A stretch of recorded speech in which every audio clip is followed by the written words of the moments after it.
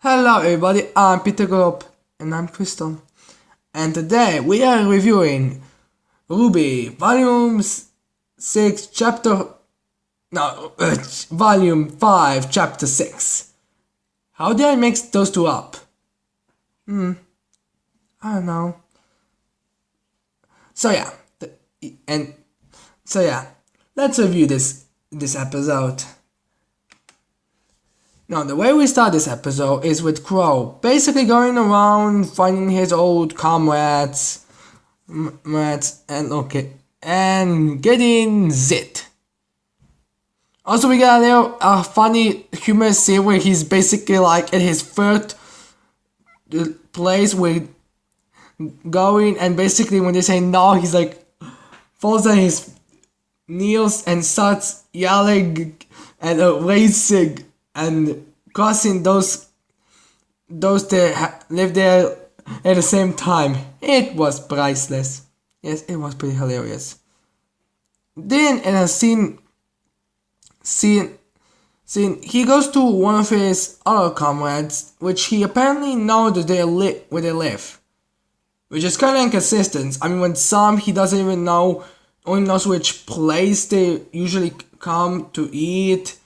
And the other ones, he just knows in the neighborhoods. But the final one, he knows where her specific house. Kind of weird. And then he kind of...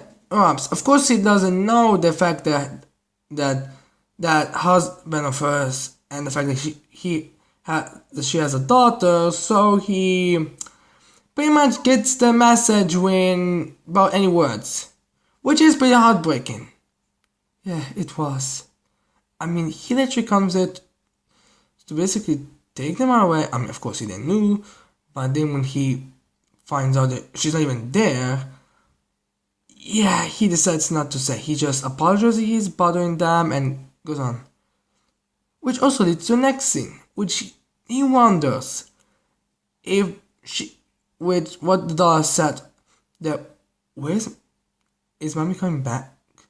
So she goes there and checks. So he goes to a place there and checks to see the list of people who have died or are on bounty or something. And he pretty soon finds out that everyone on his list is more than less either dead or somewhere not close. Yep, it was pretty damn ridiculous. And heartbreaking. I mean, after that, he goes to a guy that he met in the earlier that was completely crazy, who was way over the top.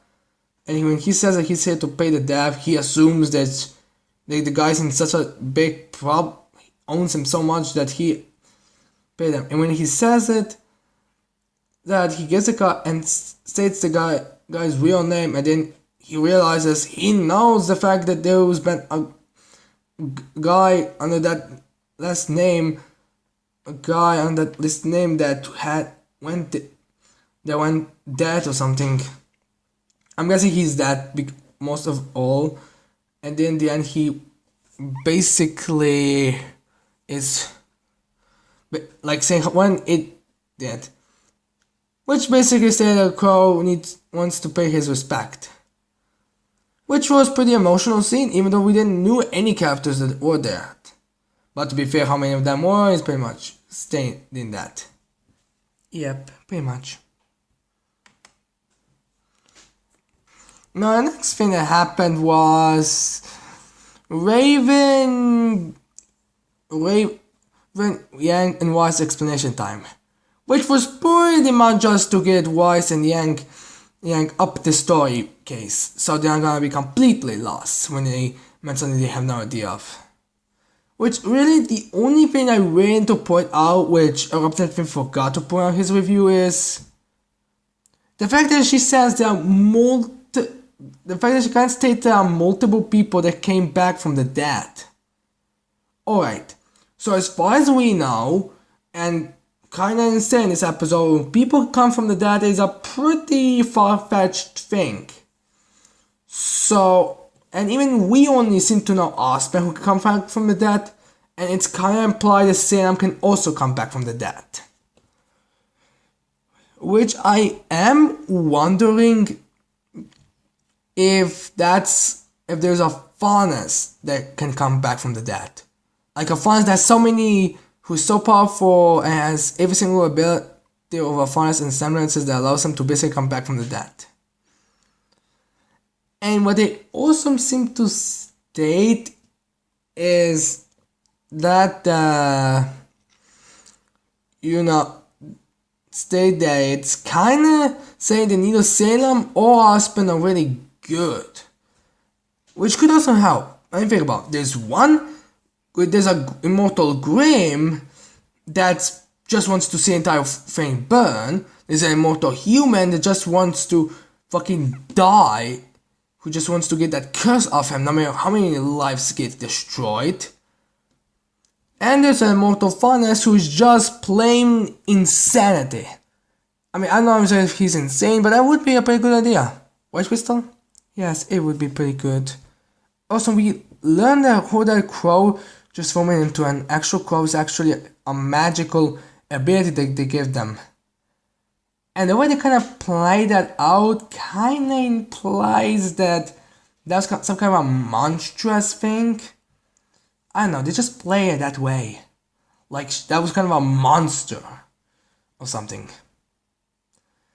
And now, of course, we had that part where Yang and Y is basically going there, even though I am curious what would Raven do to Wise if they stayed.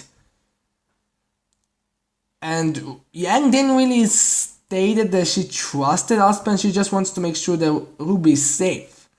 I mean, as far as she knows, so loyalty could be completely her, but she's just worried about her sister.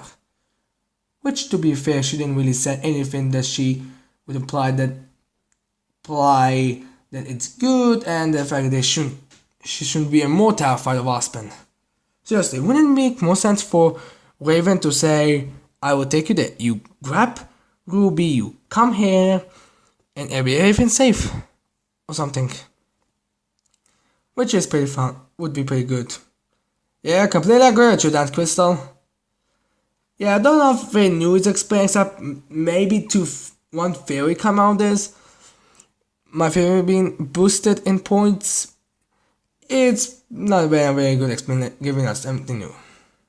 Which was a pretty good way to get in what Yang and Wise up to speed. And I am wondering how well Blake's thing happened. I mean, having her just appear, I mean, I'm pretty sure that her join our team Rwby will be when there's gonna be a big war or something. I mean, we don't know when it's gonna be in this volume, but I'm pretty sure it's gonna be more of a big attack something. So having her be reach up to speed would kind of be ridiculous. So will she be so will Hazel bring her up to speed? Which now I think about it, Blake being beaten up, hanging from where to not able to be escaped. Hazel comes because he seems to be more of a wise person. That honestly, it's worrying if he's not on your side, but legitimately, he's a pretty good fellow. You know, a person that is good, but he just doesn't. Who's basically equivalent to someone saying, every single side sees a different person as the hero. Sees as a hero, which is pretty good if you ask me. Now after that, we go to Team Rwby reuniting, and oh my god, they're trying to get us emotional so much. Weird enough, which I cannot wait to compare this scene to how Blake comes back. I mean, Rwby might be happy, Wise might be alright, but Yang would, but I don't know how Yang will react. Yeah. It would. I am kind of wondering how that would be. No, at the end. No, yeah. So the next thing so after the hug, nothing else happens really. Also, not whole. And also, if you're asking me, no, that's not my preferred. Mine making me get a picture of Weiss's panties. Basically, it's just that's one the emotional scene that will make the most sense to you. So yeah. Now this episode was pretty good. It was much in action. It was more explaining and keep yanking Weiss up to speed.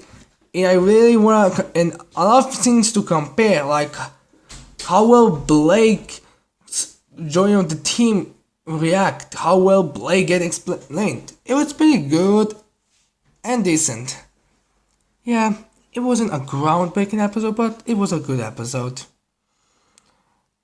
Yeah, this is probably gonna be let's just say this is better than the first episode because was basically all over the place, but nothing better than the other ones.